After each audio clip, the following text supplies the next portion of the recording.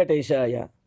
గురుర్బ్రహ్మా గురుర్విష్ణుః గురుర్దేవో మహేశ్వరః గురుః సాక్షాత్ పరం బ్రహ్మ తస్మై శ్రీ గురవే నమః. జటిలం చీరవసనం దండకారణ్యవాసినం మునివేషధరం ధ్యాయేత్ అరణ్యే కాండ ఉత్తమే. శ్రీరామచంద్ర పరబ్రహ్మణే నమః. అథ శ్రీమద్ రామాయణే ఆదికావ్యే అరణ్యకాండే ఏకాదశః సర్గః. ప్రసన్నసలిలే రమ్యే తస్మిన్ సరసి శుశ్రువే గీతవాదిత్ర నిర్ఘోషః నతు కశ్చన దృశ్యతే.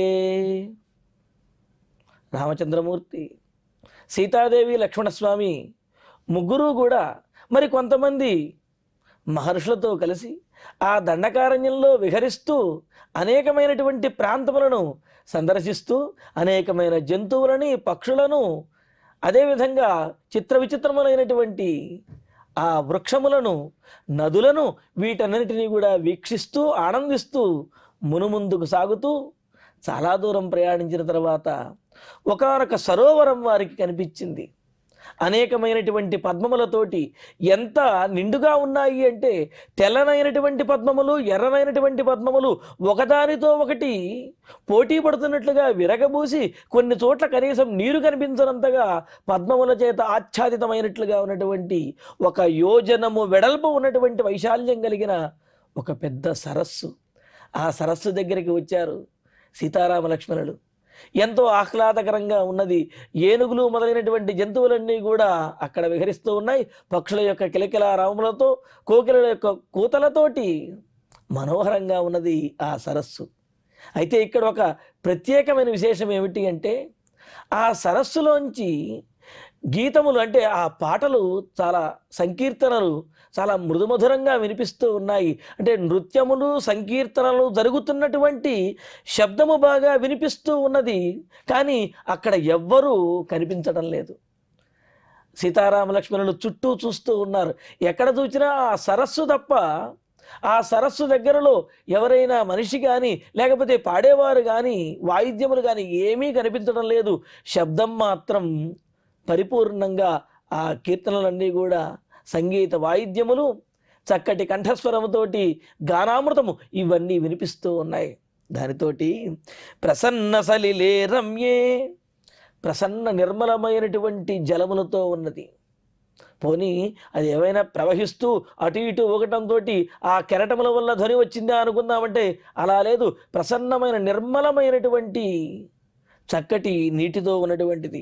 రమ్యే తస్మిన్ సరసి, అందమైనటువంటి సుందరమైన ఆహ్లాదకరమైనటువంటి ఆ సరస్సులో గీత వాదిత్ర నిర్ఘోష, గీతములు అంటే ఆ పాటలు, అదేవిధంగా వాదిత్రము అంటే వాయిద్యముల యొక్క ధ్వని కూడా శుశ్రువే వినిపిస్తూ ఉన్నది అన్నారు. ఇక్కడ వాదిత్రములు అంటే తతం వీణాదికం వాద్యం ఆనద్ధం మురజాదికం వంశ్యాదికంతు సుశిరం కాంస్యం తాళాదికం ఘనం అని చెప్పి అంటూ 4 రకాలైనటువంటి వాయిద్యములను చెప్పారు మనకు సంగీత శాస్త్రంలో. వాటిలో తీగలతోటి వాయించేటటువంటి ఈ వీణ, వయోలిన్ అంటుంటారు కదా, ఇవన్నీ కూడా తీగలతో వాయించే వాద్యములను తతము అని అంటారు. అలాగే వెడల్పైనటువంటి కంచు తాళములు ఏవైతే ఉన్నాయో ఆ కంచు తాళములతో వాయించేటటువంటి వాయిద్యములను వాటిని ఘనములు అని అంటారు. అలాగే వాయువుతోటి రంధ్రముల గుండా వాయువుని పంపించడం ద్వారా ధ్వని వస్తూ ఉంటుంది. అంటే వేణువు మొదలైనటువంటివి వాటి ద్వారా వాయించేటటువంటి ఆ వాయిద్యములు ఏవైతే ఉన్నాయో వాటిని, వేణువు మొదలైన వాటిని సుషిరములు అని చెప్పి అంటారు. అలాగే తోలు చేత వాయించే డోలు, మృదంగము మొదలైన వాయిద్యములు ఏవైతే ఉన్నాయో వాటిని ఆనద్ధములు అని అంటారు.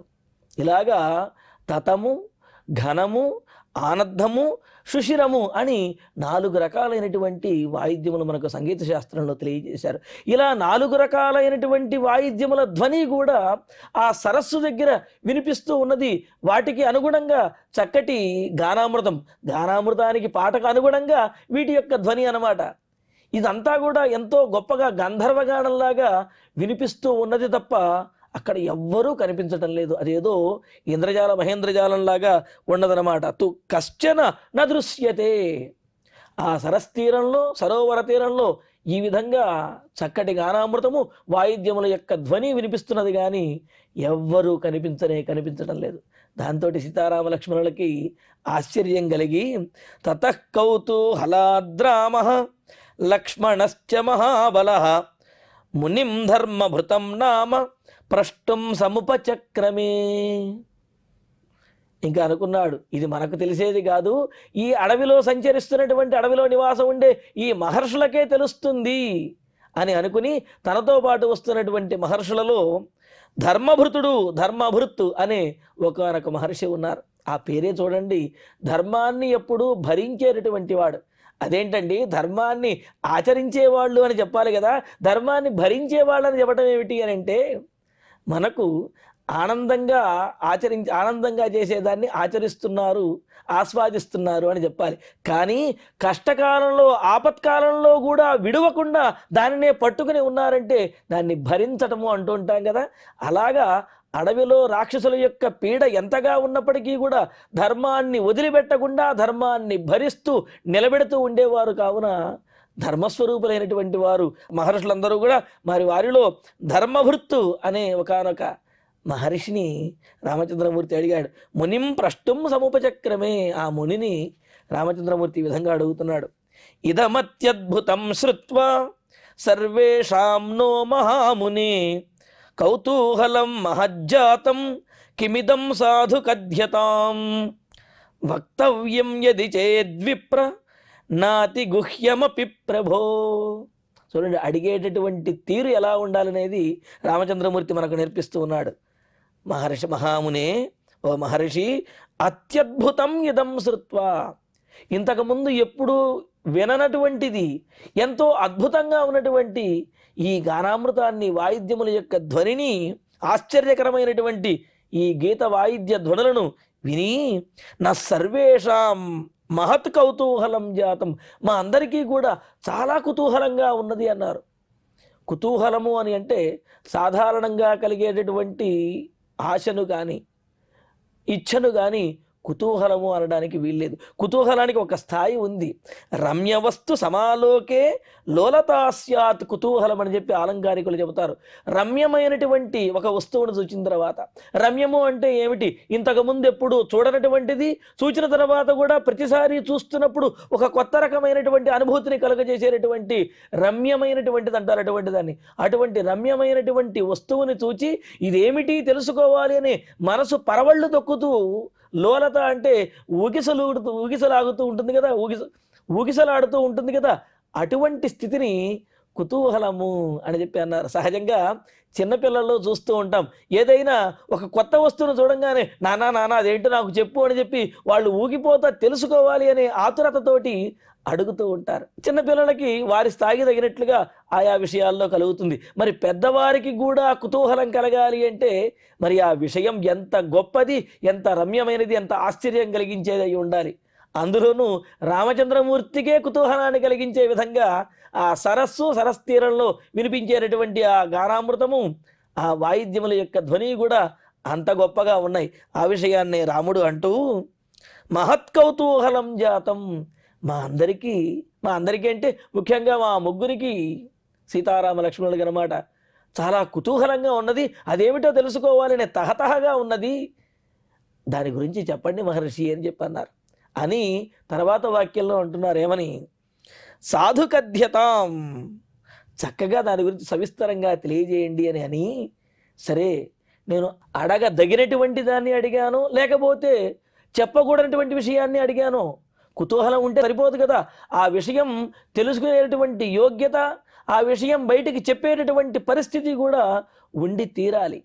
అందుకనే రాముడు మరలా అంటూ ఉన్నాడు, ఒకవేళ ఈ సరస్సు గురించి వినపడేటువంటి ఆ ధ్వనుల గురించి చెప్పటం వల్ల ఏ ఇబ్బంది లేదనుకుంటే, ఆ చెప్పటము అనేది అతి రహస్యం కాకపోతే, మీకు ఇబ్బంది కనుక లేకపోతే ఆ విషయాన్ని తెలియజేయండి మహర్షి.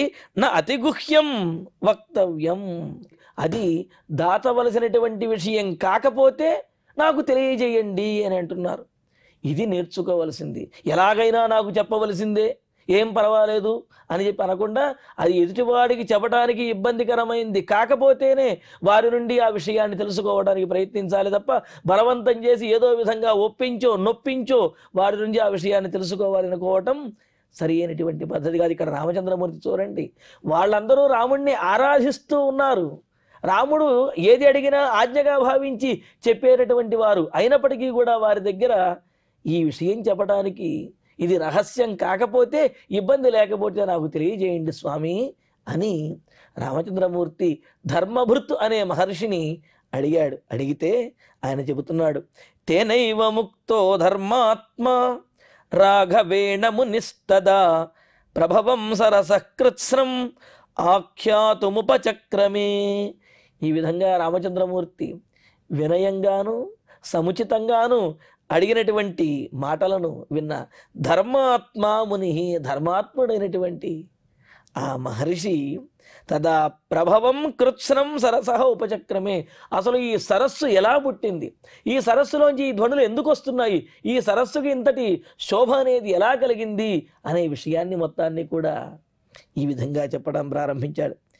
ఇదం పంచాప్సరో నామ తటాకం సార్వకాలికం నిర్మితం తపసా రామ మునినా మాండకర్ణినా అంటున్నాడు. ఇక్కడ రామచంద్ర చెబుతాను వినవయ్యా అంటూ, ఇదం పంచాప్సర తటాకం, ఈ సరస్సు పేరు పంచాప్సర తటాకము అన్నారు. చూడండి, ఇక్కడ ఆ పేరులోనే 5 అప్సరసలు కలిగినటువంటిది ఈ తటాకము అనే అర్థం వచ్చేట్టుగా ఉంది. మరి ఆ వృత్తాంతం ఏంటో చెబుతున్నారు. ఇదం పంచాప్సర తటాకం సార్వకాలికం. ఓహో, ఈ సరస్సు ఈ కాలంలో ఇలా ఉంటుందన్నమాట. మరి ఎండాకాలంలో ఎలా ఉంటుంది అంటే దానికి సమాధానం చెబుతున్నాడు. సార్వకాలికం, అన్ని కాలాల్లోనూ కూడా, అది వర్ష ఋతువైనా, శిశిర ఋతువైనా, హేమంత ఋతువైనా, గ్రీష్మ ఋతువైనా, ఏ ఋతువైనా, ఏ కాలమైనా సరే ఈ సరస్సు ఇంతే అందంగా, ఇంతే శోభాయమానంగా, జంతువులకు జీవులకు జీవించడానికి మనోహరంగా అందంగా ఈ సరస్సు ఆహ్లాదకరంగానే ఉంటుంది. ఎప్పుడూ ఇలాగే ఉంటుంది తప్ప ఇందులో శోభ తగ్గడము అనేది ఎప్పుడూ కూడా ఉండదు. సార్వకాలికం అని చెప్పి అన్నారు. మరి ఈ సరస్సు ఇప్పటికి కూడా మనకు భౌగోళికంగా తెలియజేస్తూ ఇప్పటి కాలంలో ఈ సరస్సుని నావేగోన్ సరోవరం అని చెప్పి పిలుస్తూ ఉన్నారట. ఆ చిత్రకూట పర్వతానికి దగ్గరలో అంటే మరీ దగ్గరలో కాదు, కొన్ని యోజనముల దూరంలో దండకారణ్యంలో ఈ సరస్సు అనేది ఉన్నది అని చెప్పి ఇప్పటికీ కూడా నావేగోన్ అనే పేరుతో ఆ సరస్సుని పిలుస్తున్నారట. మరి ఆ సరస్సు యొక్క విశేషాన్ని చెబుతున్నారు. మాండకర్ణినా మునినా తపసా నిర్మితం.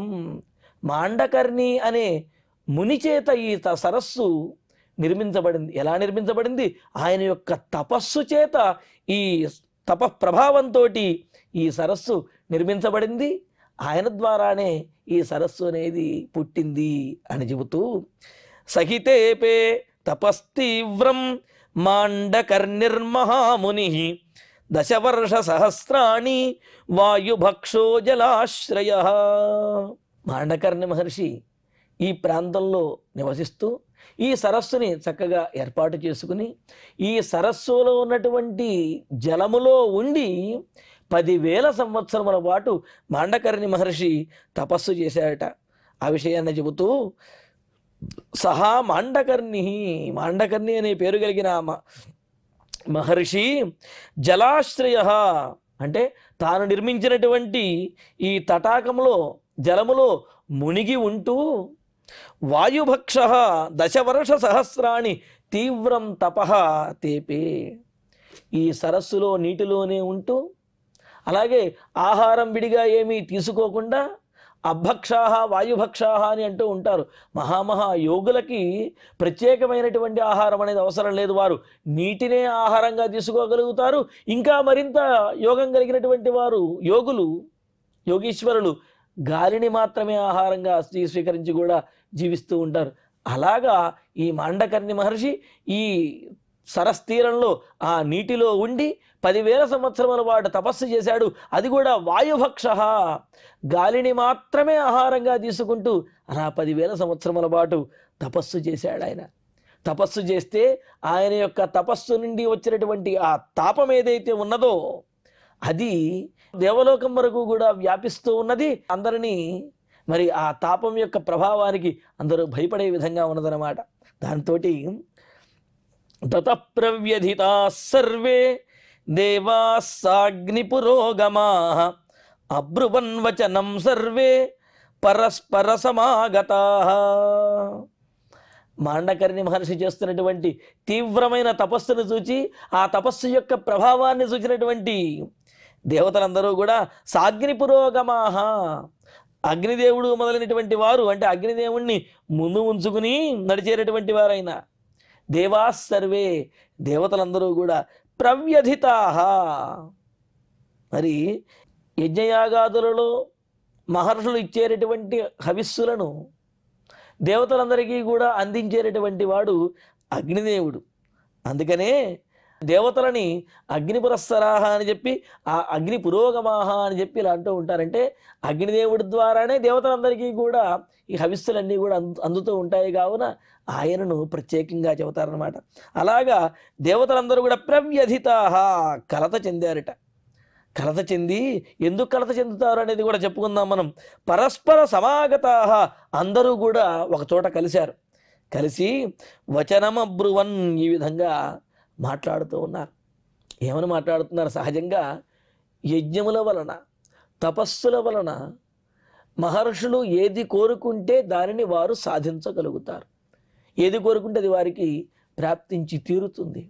మరి ఇక్కడ మాండకర్ణి మహర్షి ఇంత ఘోరమైనటువంటి తపస్సు చేస్తూ ఉన్నాడంటే తపస్సు పూర్తయిన తర్వాత ఏం కోరుకుంటాడో ఏమిటో అనే సందేహం వీరిలో కలిగి అస్మాకం కస్యచిత్ స్థానం ఏష ప్రార్థయతే ముని ఇతి సంవిఘ్న మనసః సర్వే తే త్రిదివౌకసః. ఏషః ముని, ఈ మాండకర్ణి మహర్షి అస్మాకం మధ్యే, మనందరిలో కూడా ఎవరిదో ఒకరిది కస్యచిత్ స్థానం, ఎవరో ఒకరి పదవిని ఈ మాండకర్ణి మహర్షి ప్రార్థయతే, కోరుకుంటున్నాడు.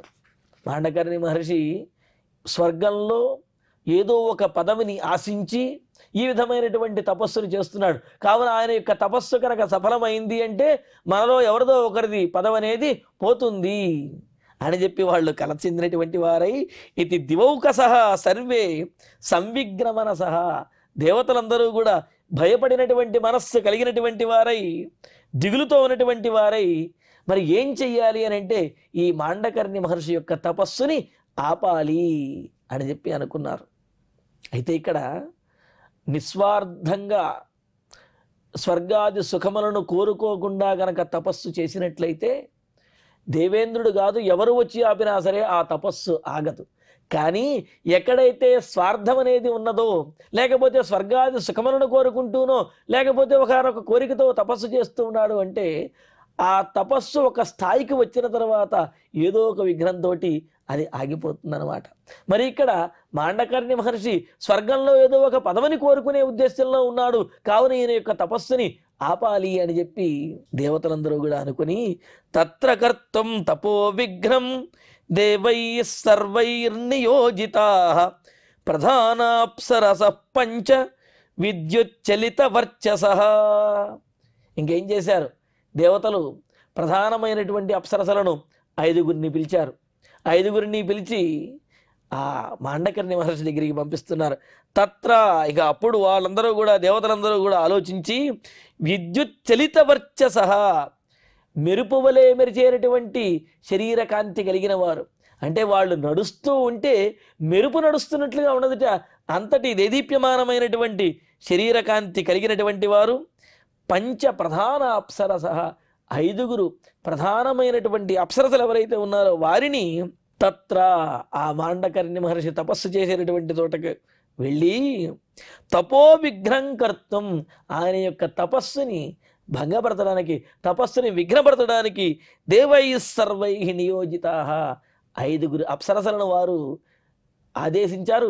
5గురు అప్సరసలు కూడా ఆ మాండకర్ణి మహర్షి దగ్గరికి వెళ్ళి వారి వారి యొక్క గానములతోటి వారి యొక్క నృత్యములతోటి హొయలొలుగుతూ ఆ మాండకర్ణి మహర్షి ముందు వారి వారి కళలను ప్రదర్శించారన్నమాట. అప్సరోభిస్తతస్తాభి మునిర్దృష్టపరావర నీతో మదనవశ్యత్వం సురాణం కార్యసిద్ధయే. ఈ 5 అప్సరసలు కూడా మాండకర్ణి మహర్షి దగ్గరికి వెళ్ళి వారి వారి కళలన్నింటినీ కూడా ప్రదర్శించారు. మరి వారు సామాన్యులు కారు కదా. స్త్రీలలో ఉన్నటువంటి లక్షణం వారికి ఎప్పుడైనా సరే ఆ తప్పించుకునేటటువంటి అవకాశం ఉంటుంది. అదేవిధంగా మహర్షులు కూడా పాపం వారిని శపించకూడదు అనే భావనతో ఉంటారు. కావున అందుకనే దేవతలు అప్సర స్త్రీలను పంపిస్తారన్నమాట. ఈ విధంగా ఆ అప్సరసలు వారి దగ్గరికి వెళ్ళి ఆ మాండకర్ణి మహర్షి దగ్గరికి వెళ్ళి తమ కళలను ప్రదర్శించేటప్పటికీ తతః ఆ తర్వాత దృష్ట పరావరః, మరి పరమాత్మ జీవాత్మల యొక్క ఆంతర్యం తెలిసినటువంటి వాడు, అదేవిధంగా అన్నీ తెలిసినటువంటి వాడైన ఆ మహర్షి ముని మాండకర్ణి అనే ఆ మహర్షి తాభిహి అప్సరోభిహి ఆ అప్సరసలతోటి అప్సరసల చేత సురాణాం కార్యసిద్ధయే, మరి అదేదో దేవకార్యంలాగా దేవతల యొక్క కార్యం సిద్ధమవ్వాలి అన్నట్లుగా ఆ అప్సరసలకు ఈ మహర్షి లోబడిపోయాడు.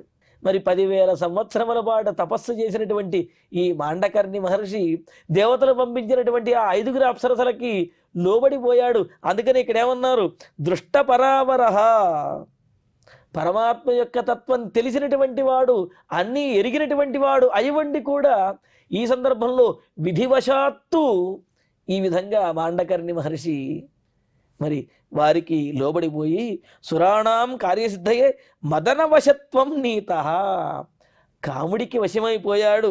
వారికి ఆ అప్సర స్త్రీలకు అంటే వారి యొక్క సౌందర్యానికి నాట్య నైపుణ్యానికి కూడా ఆయన వశమైపోయాడు. అందుకనే అంటారు, కళల మీద ఆసక్తి ఉండటం అనేది మంచి విషయమే, కానీ ఆ కళలకు వశమైపోవటం అనేది, బానిస అయిపోవటము అనేది అది వ్యసనంగా మనకు తెలియజేశారు. అలాగే ఇక్కడ మొదట ఆ కళలను చూశాడు, సరే చూసి బాగుంది అనుకుంటే పర్వాలా, కానీ దానికి వశమైపోయాడు మాండకర్ణి మహర్షి అన్నమాట. ఇలా వశమైపోయి ఆయన వారితోటే ఆనందంగా గడుపుతూ ఉన్నారన్నమాట. మరి అనిపిస్తుంది ఏమండి, 10,000 సంవత్సరముల పాటు తపస్సు చేసినటువంటి మహర్షి అప్సరసలకు ఈ విధంగా వశమైపోవటం ఏమిటి, అయినా తపస్సు చేస్తున్నటువంటి వీరిని దేవతలు ఈ విధంగా అప్సరసలను పంపించి తపో విగ్రహం చేయడం ఏమిటి అని అంటే, ఇంతకుముందు కూడా ఒక సందర్భంలో చెప్పుకున్నాం మనం. చేసేటటువంటి తపస్సు నిష్కామమైనది కనుక అయినట్లయితే, ఎటువంటి కోరిక లేనటువంటిది కేవలం భగవంతుణ్ణి పొందాలి అనే కోరికతో మాత్రమే కనుక చేస్తున్నట్లయితే దానికి ఎటువంటి విఘ్నములు కలిగించినప్పటికీ కూడా ఆ విఘ్నములన్నింటినీ కూడా దాటి అధిగమించి వీరు ఆ తపస్సుని సఫలం చేసుకోగలుగుతారు. కానీ తాము చేసేటటువంటి తపస్సులో ఏమాత్రము ఇచ్ఛ కనుక ఉన్నట్లయితే, అంటే ఏమిటి, ఫలాభిసంధి రహితంగా కాకుండా ఒక ఫలాన్ని ఆకాంక్షించి కనుక తపస్సు చేస్తూ కనుక ఉన్నట్లయితే ఆ ఫలము వచ్చే సందర్భానికి ఆ తపస్సు ఏదో రకంగా విఘ్నమయ్యి అల్పమైనటువంటి ఫలాన్ని మాత్రమే ఇస్తుందంటే, శాశ్వతమైనటువంటి ఫలాన్ని కాకుండా అల్పమైనటువంటి ఫలాన్ని, సుఖభోగాలు మొదలైనటువంటి ఫలాలను మాత్రమే ఇస్తుందన్నమాట. మాండకర్ణి మహర్షి యొక్క తపస్సులో ఫలాభిసంధి అంటే ఏమిటి, ఏదో ఒక ఫలాన్ని పొందాలి అనే కోరిక ఉన్నది. అందువలనే ఈ విధంగా ఆ అప్సరసలకు లోబడి వారి యొక్క ఆ గానామృతములతోటి ఆనందిస్తూ సుఖిస్తూ భోగములతో ఉన్నారు తప్ప అంతకు మించి ఇంకా పైకి వెళ్ళలేకపోయారన్నమాట. ఈ విధంగా మాండకర్ణి మహర్షి అప్సరసలకు వశమైపోయారు అన్నారు. అయితే మరి ఇంతకాలం చేసినటువంటి తపస్సు నిష్ఫలమైనట్లేనా అంటే నిష్ఫలమేమాత్రము కాదు. ఏ పూజ, ఏ ధ్యానము, ఏ పారాయణ, ఏ తపస్సు కూడా నిష్ఫలమవ్వడం అనే ప్రశ్నే లేదు. అయితే వీరు చేసినటువంటి తపస్సులకి స్వర్గసుఖములన్నీ కూడా దిగి వారి దగ్గరికి, మాండకర్ణి మహర్షి దగ్గరికే వచ్చేశాయి.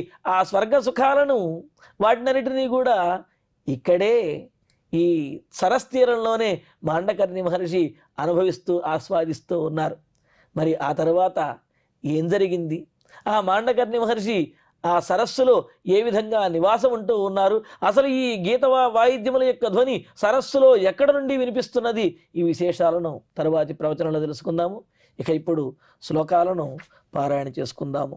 ప్రసన్న సలిలే రమ్యే తస్మిన్ సరసి శుశ్రువే గీతవాదిత్ర నిర్ఘోషః నతు కశ్చన దృశ్యతే తతః కౌతూహలాద్రామః లక్ష్మణశ్చ మహాబలః మునిం ధర్మభృతం నామ ప్రష్టుం సముపచక్రమే ఇదమత్యద్భుతం శ్రుత్వా సర్వేషాం నో మహామునే కౌతూహలం మహజ్జాతం కిమిదం సాధు కథ్యతాం వక్తవ్యం యది చేద్విప్ర నాతి గుహ్యమపి ప్రభో తేనైవ ముక్తో ధర్మాత్మా రాఘవేణ మునిస్తదా ప్రభవం సరసః కృత్స్నం ఆఖ్యాతుముపచక్రమే ఇదం పంచాప్సరో నామ తటాకం సార్వకాలికం నిర్మితం తపసా రామ మునినా